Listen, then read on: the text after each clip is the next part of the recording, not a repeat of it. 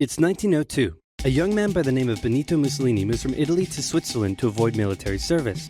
He gets big into socialism, working for trade unions, writing for socialist newspapers, advocating a violent overthrow of European monarchies, the whole shebang. This gets him in a bit of trouble with the Swiss police, so he gets arrested, sent back to Italy, set free, returns to Switzerland, is arrested again, goes back to Italy again, completes his military service after previously avoiding it, and then after a brief stint as an elementary school teacher, he finally returns to work as an avid socialist. His speeches and journalistic abilities made him famous among Italian socialists. He was anti-war, so when Italy colonized Libya in 1910, he rioted and got arrested. Then World War I came along, and once again he protested Italy's involvement. But then he thought, wait a minute, this war could bring about the social climate needed to overthrow European monarchies and bring about the socialist revolution everywhere. And suddenly he was pro-war. But his fellow socialists didn't like his new pro-war stance, so they kicked him out of the party. So then he said, you know what? I'm done with socialism. We need something new, not based on class divisions tearing us apart, but based on unity through nationality. We'll conquer the Mediterranean and reunite all Italian peoples just like the days of the Roman Empire.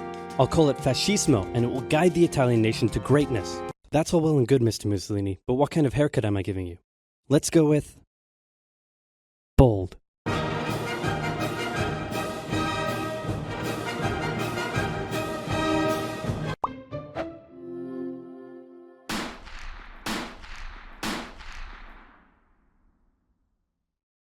Italy had been on the winner's side in World War I, and they hoped they were going to get a lot out of it, but in the end, they only got a little, and they felt cheated. On top of that, a bad economy and weak governments meant that the Italian people were a little unhappy. So when Mussolini came along and said that he could fix everything, his fascist movement gained a lot of support. In 1922, he went to the king and said, make me prime minister, or I'll make me prime minister. And the king said, you and what army? This army. Fair enough. Then he went about establishing a dictatorship with himself at its center. Europe had its first fascist dictator. Next up, Germany. Germany had been on the loser's side, and they got absolutely wrecked by the Treaty of Versailles. They lost territory, had to demilitarize the Rhineland, had to reduce their army to just 100,000 men, couldn't have an air force, had to pay the Allies a huge amount of money that it didn't have, and a new rule was established that every Englishman withheld the right to walk into the center of Berlin, pick out any German they wanted, and spank the hell out of them. I made that last one up, but it helps you understand how all of this felt to Germans. On top of that, a bad economy and weak governments meant that when a small angry man with a silly mustache came along and said that he could fix everything, the German people loved it. Hitler had been a soldier during World War I, and he was crazy patriotic, and nobody was madder than him about Germany's humiliation. He helped start a new political party, and in 1923 attempted a march on Munich with his boys. And then he got arrested. But his popularity grew, and in 1933, the president made him chancellor. He believed he was Germany's great destined savior, and he went full megalomaniac, establishing a dictatorship with himself at its center. Europe had fascist dictator number 2. Hitler and Mussolini had a lot of the same ideas, but more importantly, they had the same enemies, and they started to get along. Anyone else want to be friends? Franco? No? You good? I do. Who's that? It's Japan, and they've taken over northern China. Let's rewind a bit. Japan had isolated itself from the rest of the world for over 200 years until the Americans showed up and said, you're going to trade with us and you're going to like it. Then the Western powers imposed a bunch of unequal treaties, meaning Japan's economy was bust. They also had no natural resources, so they decided to go get some. They went to war with China to gain a sphere of influence over Korea, and they took a bunch of China's stuff. But then the West said, hey, cut that out. And since Japan couldn't take on the West, they said, okay, I guess we'll just go home. Wait a minute, what are you doing? Taking advantage of a weakened China and setting up spheres of influence. But I was the one who weakened them. We know. And you guys didn't let me have anything. We know. That seems unfair. We don't think so. Okay, see ya. So Japan thought, screw this, and went to war with Russia, and stunned everyone by actually winning. Then they fully annexed Korea, but they didn't stop there. In World War I, they took Germany's colonies and islands in Asia. And then in an incident that was maybe staged by the Japanese army, a bomb blew up a Japanese train in Manchuria, giving them an excuse to launch an invasion and take over. So here's the situation. Nazi Germany, Fascist Italy, and Japan all believe they're racially superior, all feel hostility towards the Allies, and all want to militarize and take over more stuff. And so they did. Let's start with Germany. Hitler hated the Treaty of Versailles, and now he was ready to begin undoing it. In complete violation of the treaty, the first Luftwaffe squadrons were set up, conscription was introduced, and he pimped up his army. The Allies did nothing. Then Hitler sent his army back into the demilitarized Rhineland, giving orders to immediately retreat if the Allies showed up. The Allies did nothing. With his military re-strengthened, he could now move on to step 2. He wanted to rapidly increase the Aryan population, and to do so, he needed Lebensraum, or in other words, he would have to take over the world. But for now, a good portion of Europe would do, and he began eyeing up his neighbors. The Allies finally started to get worried, so they implemented a fairly useless diplomatic strategy called appeasement, and it went a little something like this. Hitler would say, "I want that thing," and the Allies would say, "You can't have that thing." "Okay, you can have that thing, but no more." "I want that thing." And repeat. In 1938, Hitler's army marched into Austria and just took it, with no resistance. Boom, this is Germany now. Next, he demanded to be given the Sudetenland, an area of Czechoslovakia with many ethnic Germans. The Allies held a meeting with Hitler in Munich and said, "Look, we're going to give you what— Hang on, this meeting is about my territory. Shouldn't I come to the meeting too?" "Anyway, we're going to give you what you want." "Really?" "Yeah." "Just like that?" "Yep." "What's the catch?" "Just sign this piece of paper promising you won't invade the rest of Czechoslovakia." "Okay." Then Chamberlain returned home victorious, waving his signed piece of paper in the air, declaring crisis to be averted and the continuation of world peace, and we built a statue of Chamberlain in his honor, and every day on the 30th of September we celebrate Chamberlain Day. Hitler's invading the rest of Czechoslovakia. What? He's invading the rest of Czechoslovakia. Oh. You lied to me. What do you expect? I'm Hitler. Not to be outdone, Mussolini also wanted to get in on the action. He thought to himself, isn't there a not yet colonized nation somewhere which is so underdeveloped that the people would be defending themselves against our tanks with literal bows and arrows and wooden spears? Oh, there is? Fantastic. And so he took it. Italy also wanted to control the entrance to the Adriatic Sea, so they occupied Albania. Then, in another incident which was maybe staged by the Japanese, gunfire was exchanged by Japanese and Chinese troops at the Marco Polo Bridge, and the Japanese launched yet another invasion against China. They swept through Beijing and Shanghai, and then advanced through the Yangtze Valley to China's then capital, Nanking. It was here that saw the worst of Japan's shocking atrocities committed against the Chinese people.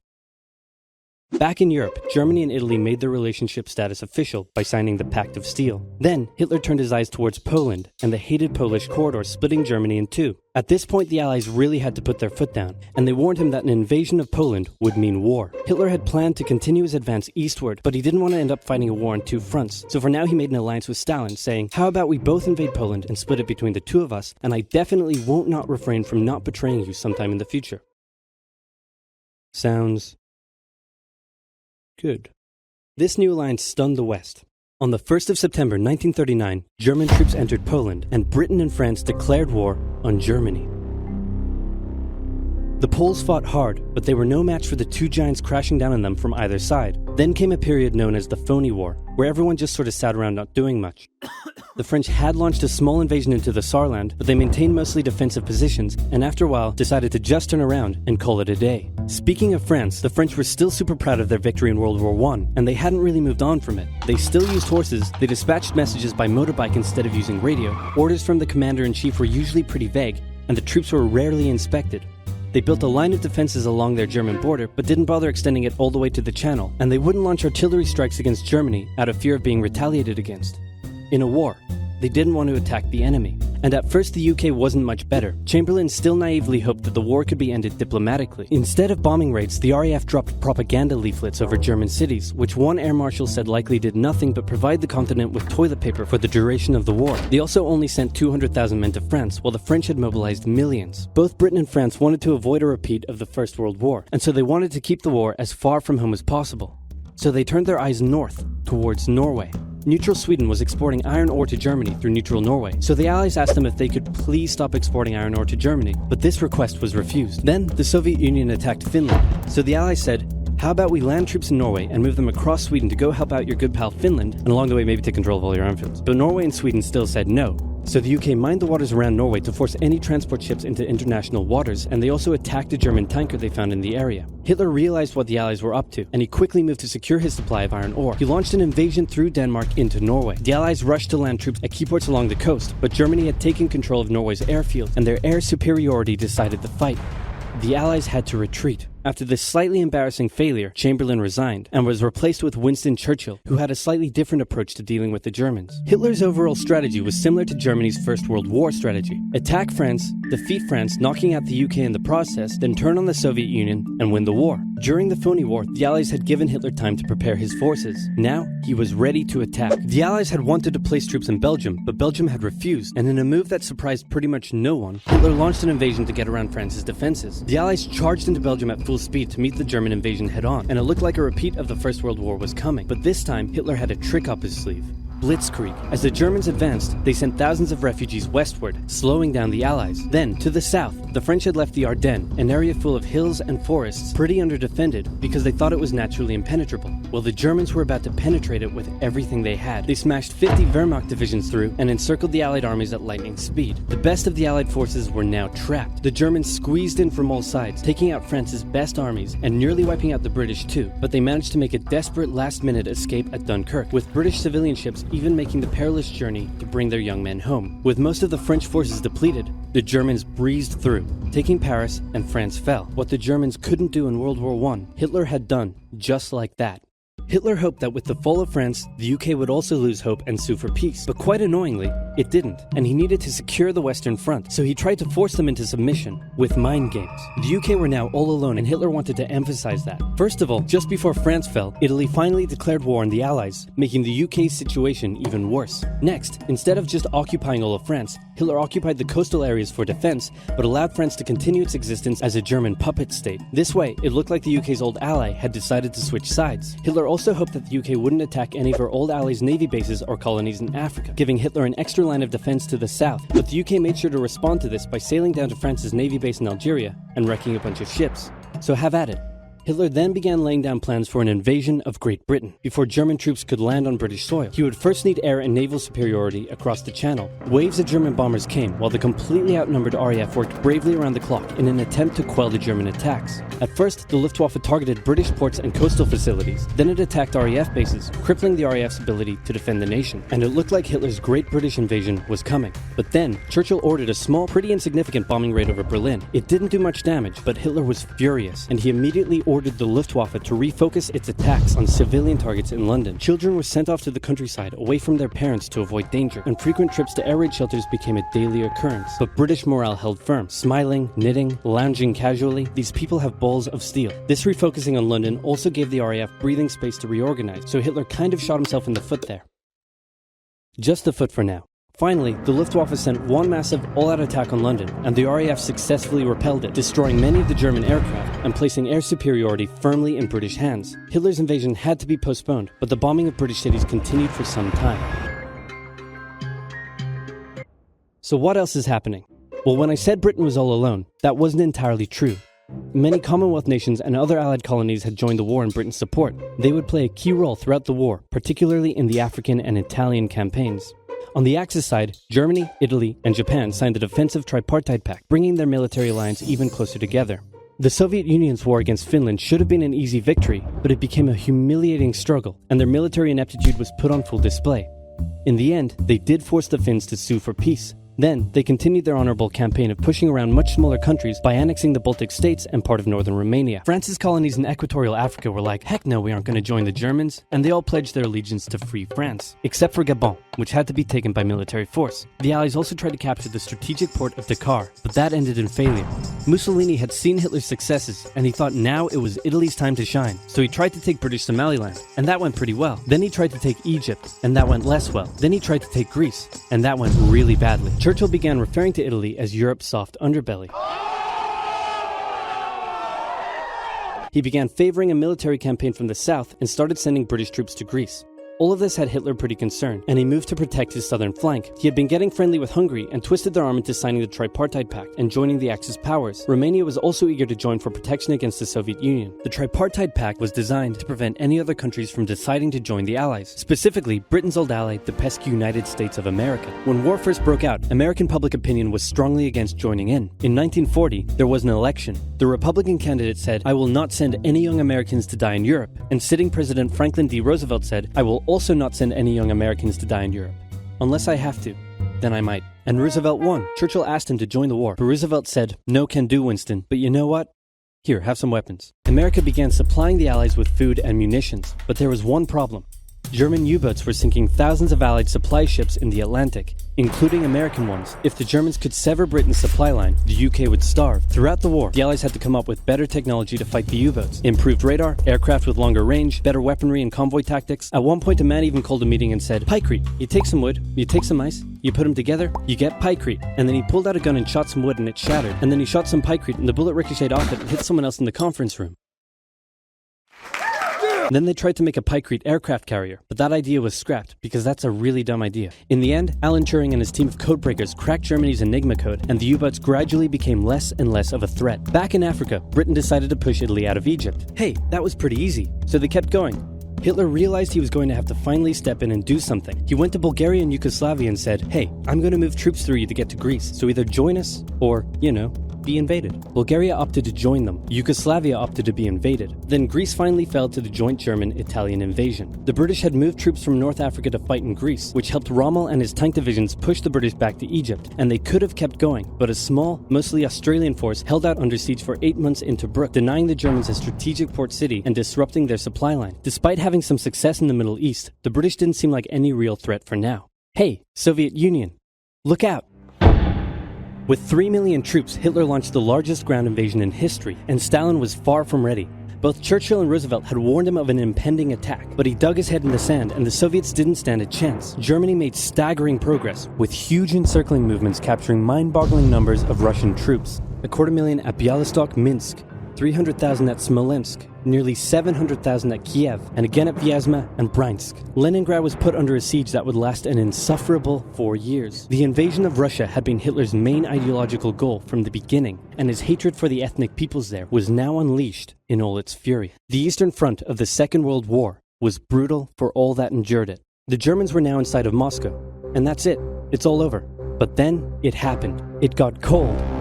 Stupid cold. Hitler had hoped the Soviets would give up before winter, but they kept fighting. His commanders came to him and said, "Can we please dig in for the winter and wait until spring?" "No, keep going." "But oil is literally freezing inside our vehicles." "That's fine, keep going." "We're having to leave the corpses of our frozen horses by the side of the road so we can still find our way in the snowdrift."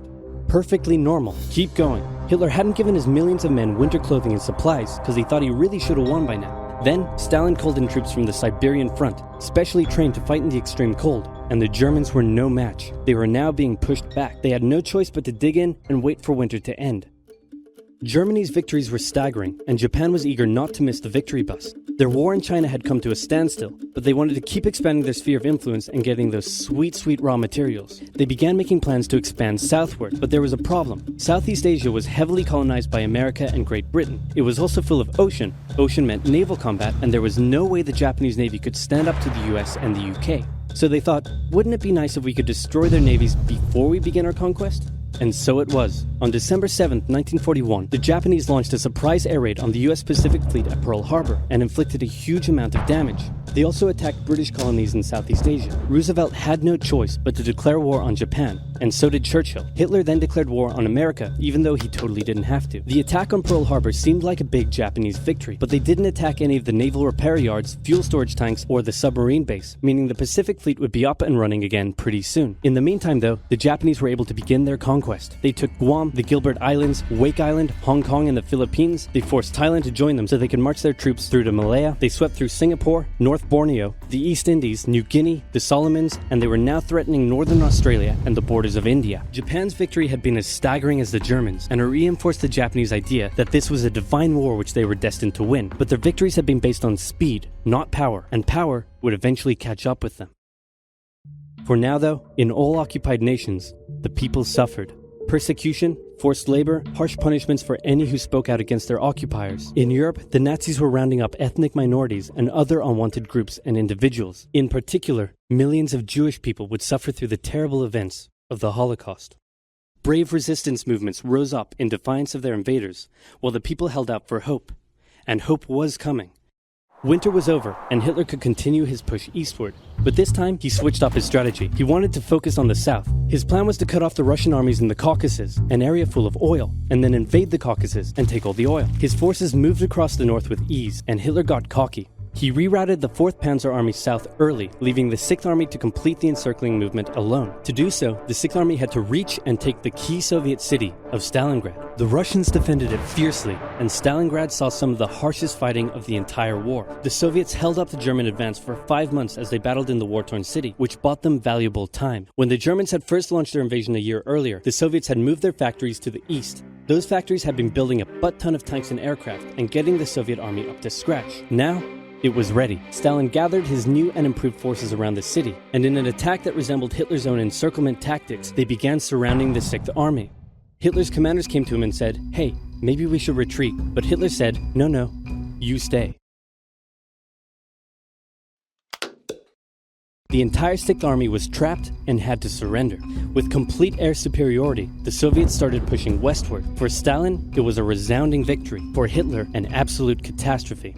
Things also weren't looking too good for Hitler elsewhere. With America now in the war, Allied bombing over German cities reached devastating levels. In Africa, the British had pushed Rommel back again. Then they were pushed back again, and finally, after a decisive battle at El Alamein, and with American and British troops arriving in the west, the Germans and Italians were squeezed out of Africa. Japan was also already seeing its rapid success being turned around. They attempted to take the island of Midway, but the US Navy was ready for the attack, and they sank Japan's carrier.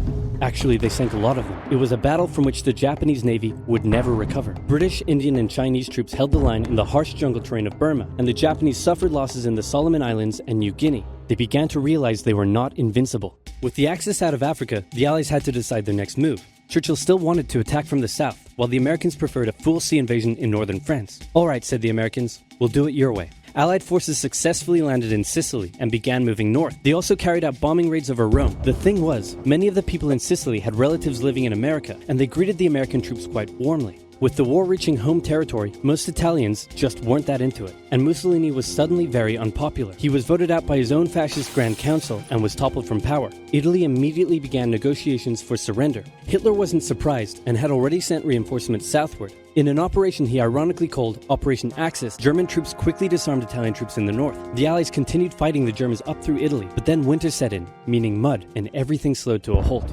All right, said the Americans, let's do it our way as well. Germany had made itself a lot of enemies, and millions of Allied troops had been gathering in England as factories worked around the clock producing the war material needed for a super crazy massive the likes of which the world has never seen before invasion of Europe. The Germans knew an Allied invasion would come, but they didn't know where it would land. Thanks to Allied deception tactics, they thought there was a pretty good chance it would come at Calais, but the Allies were really going to land in Normandy because it was less fortified and the beaches were nicer. Under the careful planning of General Dwight D. Eisenhower, the invasion that had been long in the making was just about ready to go. Just one thing was preventing the launch: the British weather. For a short while, everyone sat around waiting for a decent day, and then it came. On the night of June 5th, over 1,000 bombers took off and raided coastline defenses, while paratroopers were dropped inland in a bit of a chaotic operation, tasked with sabotaging defenses and capturing key bridges to stop any German reinforcements from reaching the beaches. Early the next morning, the barrage came, as Allied ships fired a huge number of shells at the German fortifications, and then the landings. The Americans at Utah and Omaha, the British at Golden Sword, and the Canadians at Juneau. It was a tremendous struggle with a great loss of life,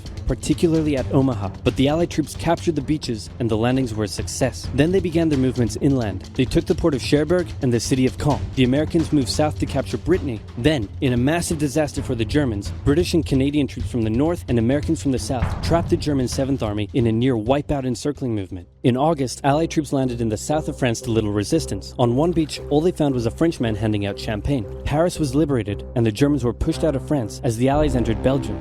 In the Far East, the Allies started to push the Japanese out of Burma, as the Americans launched a two-pronged offensive in the Pacific. In the south, General MacArthur led the push to liberate the Philippines, while General Nimitz oversaw the brutal island-hopping campaign. American forces had to make hard-fought landing after hard-fought landing on fiercely defended small islands as they moved steadily towards the Japanese mainland. The Japanese believed that the greatest thing a person could do was to die in battle, and the most dishonorable act was to surrender. As a result, they fought ferociously to the very end, and the closer the Americans got to the mainland, the more ferocious the resistance became. In February 1945, the Americans captured the island of Iwo Jima, and an intense firebombing campaign of Japan's wooden cities began. The Allies suffered some setbacks trying to liberate the Netherlands, but they were making progress and were now threatening the industrial heartland of Germany. Hitler's health, both mentally and physically, was rapidly deteriorating. Things were looking bad, and he was desperate. He said, "We need to turn this thing around, and I've just the trick. Remember a few years back when we blitzkrieged through the Ardennes and trapped the Allied forces in Belgium? Well, I'm going to do the exact same thing. Again." He gathered his forces and tried to pound them through the Ardennes. He used up the remainder of Germany's strength and resources, and he managed to create quite a nice bulge. He also trapped some American forces in the Belgian town of Bastogne. The Germans sent the trapped Americans a message saying surrender or be annihilated. When it was read out to the commanding officer, he said, "They want to surrender? No, sir, they want us to surrender." Nuts! And that's what they sent off as their official reply. General Patton's Third Army then managed to break the siege from the southwest, and the Germans were pushed back. Hitler's last-ditch attempt had failed, and what followed was a total collapse of the German forces. The Allies pushed into Germany from both sides. The Soviet Union took Warsaw and kept pushing to Berlin. In his bunker, Hitler realized all hope was lost. Berlin fell, and with it, Hitler's dreams of a great German empire. 2 of the Axis nations had been knocked out, 1 to go. The Americans began their assault on Okinawa, the last island before they would reach the Japanese mainland. The desperate Japanese fought hard, launching kamikaze attacks on the US ships. The citizens of Okinawa suffered through the terrible fighting, but in 2 months, the island was captured. The Allies now had to make a choice. Either continue the devastating struggle up the Japanese mainland, or they could try to coerce the Japanese into surrendering now. In July, the first successful atomic bomb test took place in New Mexico, and the destructive weapon was ready for use. America and the UK were also seeing the Soviet Union not so much liberating as occupying its captured territories, and so they wanted to put on a show of force. On August 6th, the A-bomb fell on Hiroshima. Then, on the 9th, Nagasaki. The cities were reduced to rubble, and for the people living there, it was a terrible fate. But for the Allies, it achieved their main aim. In September, the Emperor announced Japan's surrender, saying the war situation has developed not necessarily to Japan's advantage. After 6 years, war was finally over. The Allies occupied Japan for 8 years. The Emperor was allowed to keep his position, but General MacArthur made sure this picture was printed in the Japanese press to display to the Japanese people that their emperor was not the divine, powerful being they had believed. Germany was divided between America, the UK, France, and the Soviet Union. In 1949, the Allied sectors were united into West Germany. The Second World War had been more terrible and destructive than the first.